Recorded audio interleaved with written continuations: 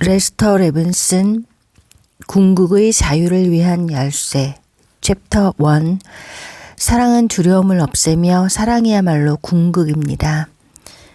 나는 의사에게서 더 이상 나를 쥐어짜며 살지 말라는 말을 들었고 이제부터는 제2의 인생을 살아야 한다는 말을 들었습니다. 왜냐면 나는 언제라도 죽을 수 있는 상태였거든요. 사실이 이 말이 나를 죽을 만치 겁나게 만들었다고요.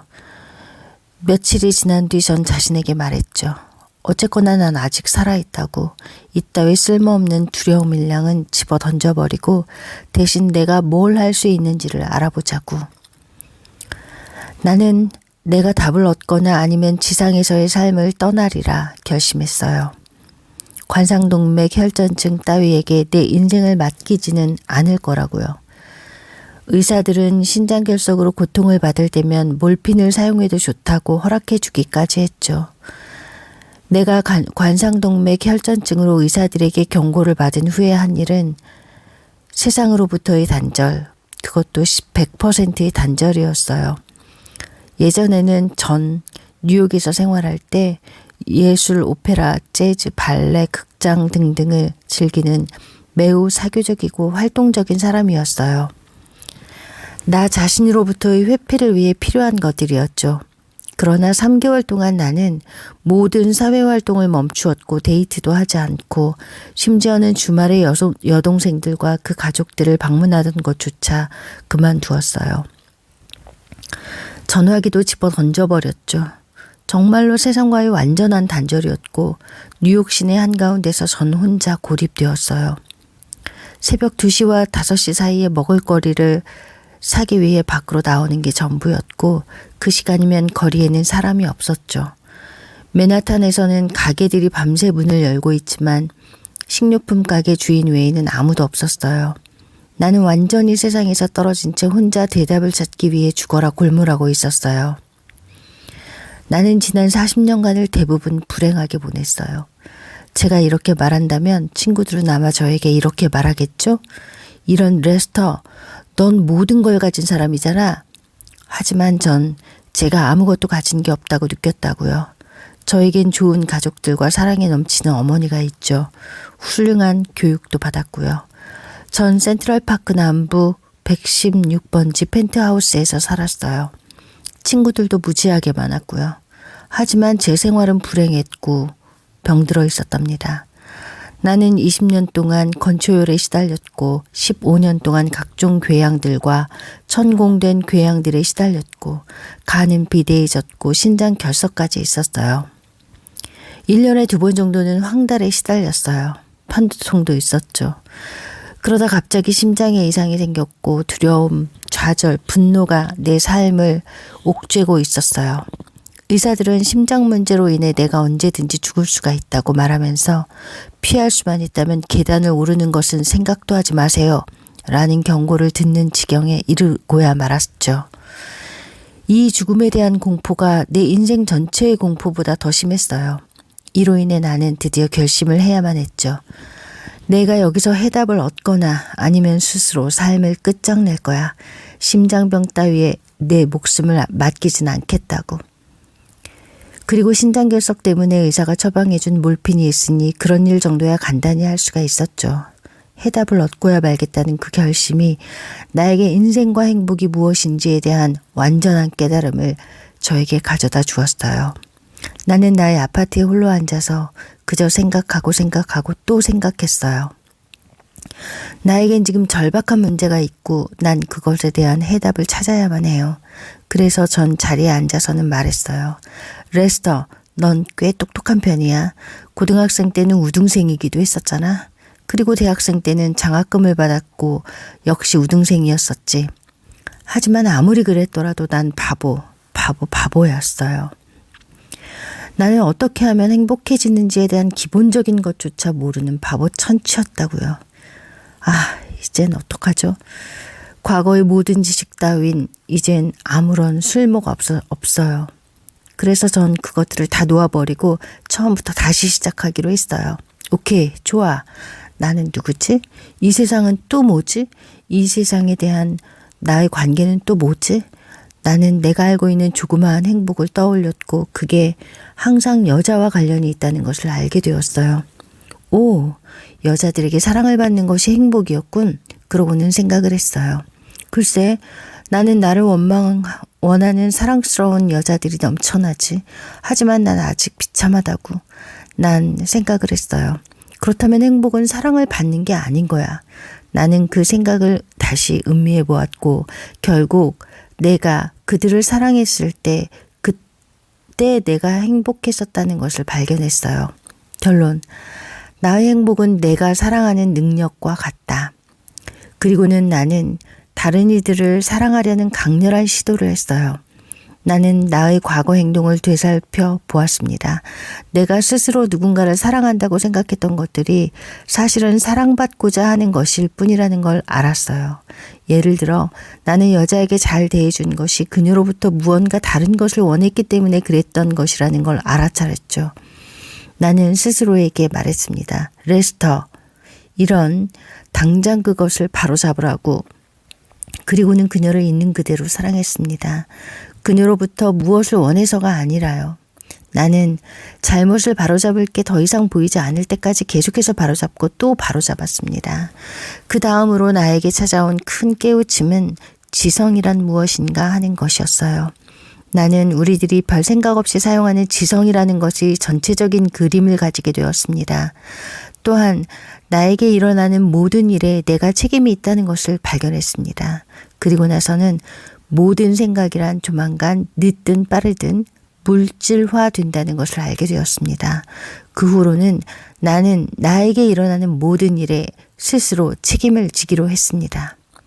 그것들을 살펴보면서 내 마음에 최초의 생각이 떠오르면 그것을 의식할 수 있게 되고 그리고 나서는 그것을 놓아줄 수가 있게 되었어요. 나는 내가 창조한 모든 지옥들을 놓아주었고 그것들을 되돌렸어요. 모든 것들을 사랑으로 평등하게 대하고 사랑받으려 하기보다는 사랑하려고 하고 나에게 일어나는 모든 일에 대해서 스스로 책임을 짐으로써 나의 무의식적인 생각들을 찾아내고 그것들을 바로잡음으로써 나는 점점 더 행복해지고 점점 더 자유로워지기 시작했어요. 그러다 지성에 대한 어떤 흥미로운 그림이 마음속에 떠올랐습니다.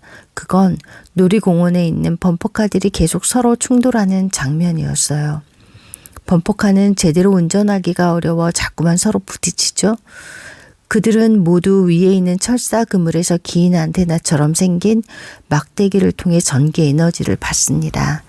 그 천장에 있는 전기 에너지원은 나와 모든 사람에게 막대기로 연결되어 에너지를 공급하는 보편적 지성과 우주 에너지를 상징합니다. 우리는 범퍼카의 페달을 밟는 만큼 그 에너지를 사용할 수 있죠. 각 운전자는 천장에서부터 그가 원하는 만큼 지성과 에너지를 공급받습니다. 하지만 그들은 눈이 멀어서 다른 차들과 부딪히고 또 부딪힙니다. 처음 2달 동안 나는 행복이 무엇이고 지성과 사랑이 무엇인가 에 대한 해답을 찾았고 해답을 찾음에 따라 나의 긴장과 비참함의 무거운 짐에서 점차 벗어날 수 있게 되었어요. 첫 번째 통찰은 사랑에 관한 것이었어요. 나의 행복이란 내가 사랑할 수 있는 능력에 달렸다는 것이었죠. 이것은 어마어마한 통찰이었고 그것이 나를 자유롭게 하기 시작했어요.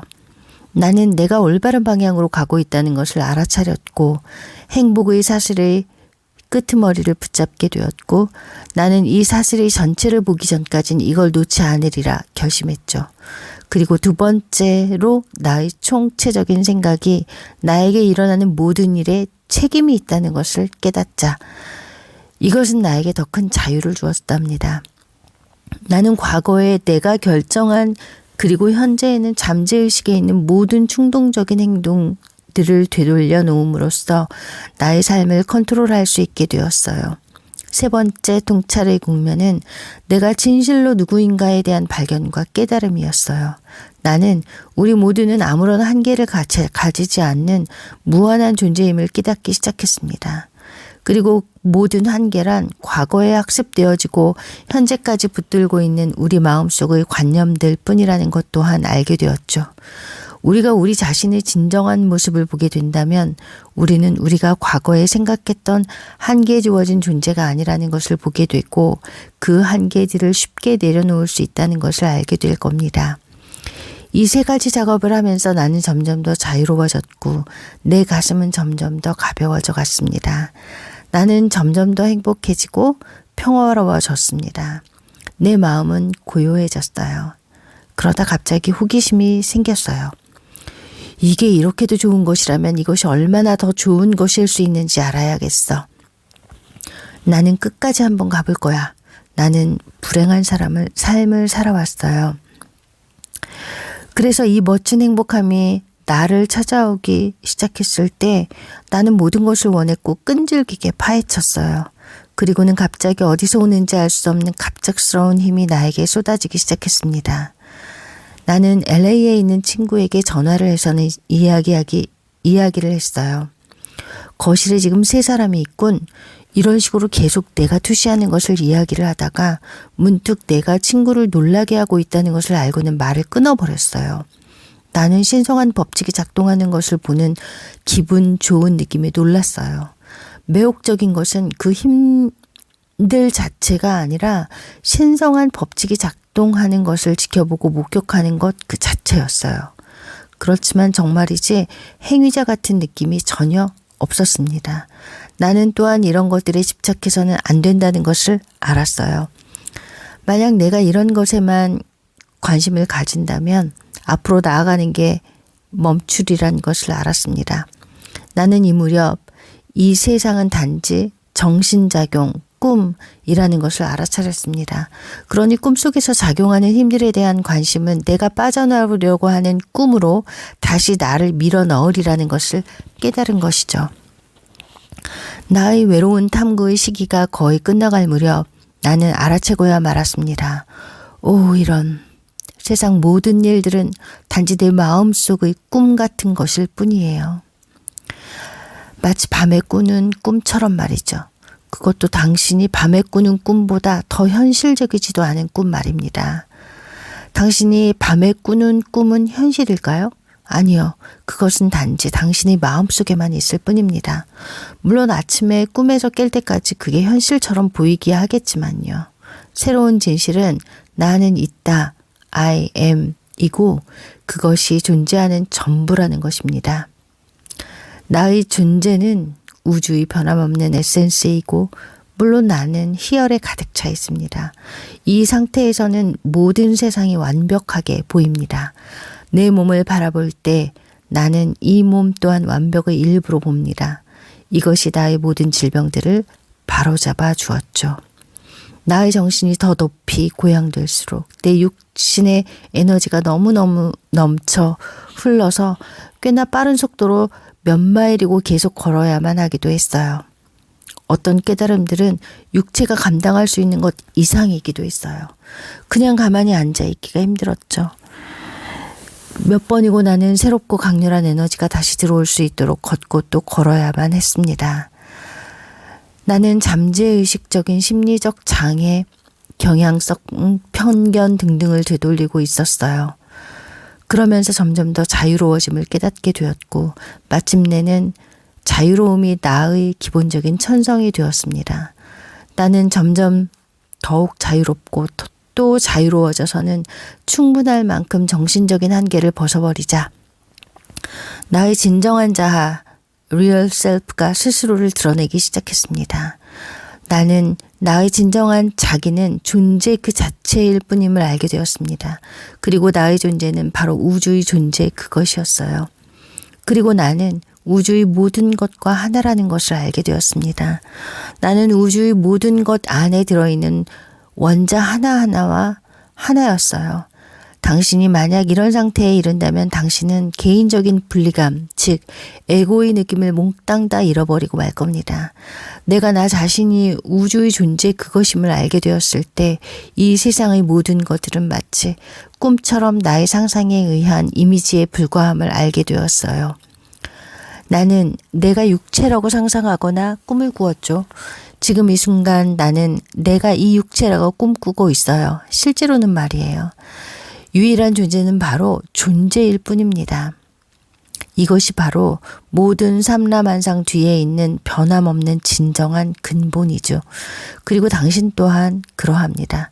나의 탐구가 시작될 무렵 나는 더 이상 떨어질 나락이 없는 상태였어요.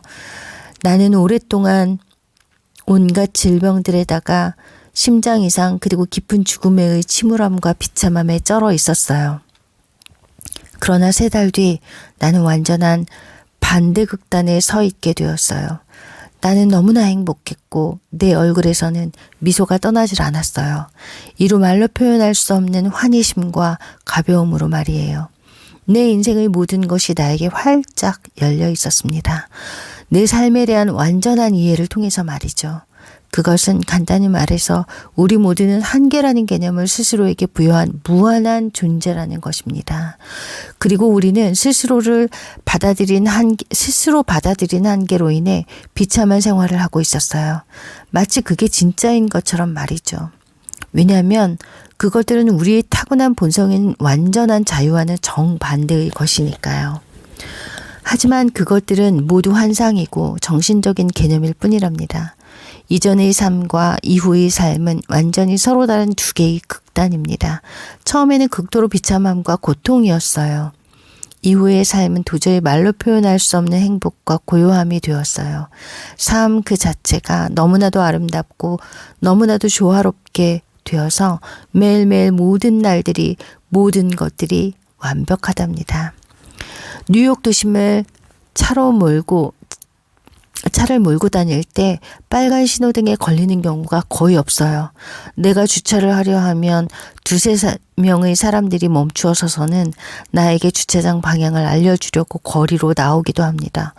택시 운전사들이 내가 주차할 곳을 찾는 걸 보고 자신의 주차 장소를 양보하는 경우도 여러 번 있었어요. 그리고 나서도 자신들이 왜 그렇게 했는지 모르는 겁니다. 주차해 있던 경찰들도 자리를 뜨면서 나에게 주차할 때를 내주더군요. 왜 그렇게 하는지 모르면서 말이죠. 그러나 난 그들이 그렇게 하면서 기분이 좋을 거라는 것과 앞으로도 계속 그렇게 하리라는 걸 알았어요. 그리고 나는 항상 그들에게 감사하는 마음을 가지고 있죠. 가게에 들어갈 때에도 판매원이 가던 길을 멈추고 행복한 마음으로 나에게로 와서 도와줍니다. 식당에서 내가 주문을 해놓고 난 뒤에 마음이 바뀌면 내가 말하지 않아도 내가 원하는 걸 가져오더군요. 나의 진동이 그들을 기분 좋게 만들어주고 그들로 하여금 나에게 무언가를 베풀어주고 싶은 마음이 생기게 하는 겁니다. 그것이 그들을 더욱 사랑이 넘치는 사람으로 만들어주고 그들은 기꺼이 나를 도와주려고 하는 거죠. 실제로 모든 이들이 당신을 도우러 움직입니다. 당신이 조화 속에 있고 그리고 당신이 어떤 생각을 일으킨다면 우주의 모든 원자들이 당신의 생각을 충족시키려 움직입니다. 이건 사실입니다. 조화 속에 있는 것은 기분 좋고 유쾌한 상태입니다. 모든 것이 당신을 도우러 오기 때문이 아니라 그 속에서 신의 활동을 느끼기 때문입니다. 그건 정말 대단한 느낌이죠. 상상하기도 힘들 겁니다.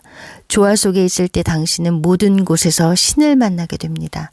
당신은 모든 곳에서 활동하는 신을 만나봅니다. 그런 시간이나 사건, 벌어지는 일이 아니라 신의 활동을 즐기는 거죠. 그의 활동이 바로 궁극적인 것이죠. 우리가 조화 속에 있을 때 우리 사랑하는 능력이 극대화되어 극도의 강렬함으로 모두를 사랑하게 되며 그로 인해 우리는 우리가 살 수 있는 가장 기쁜 삶을 살게 되는 겁니다.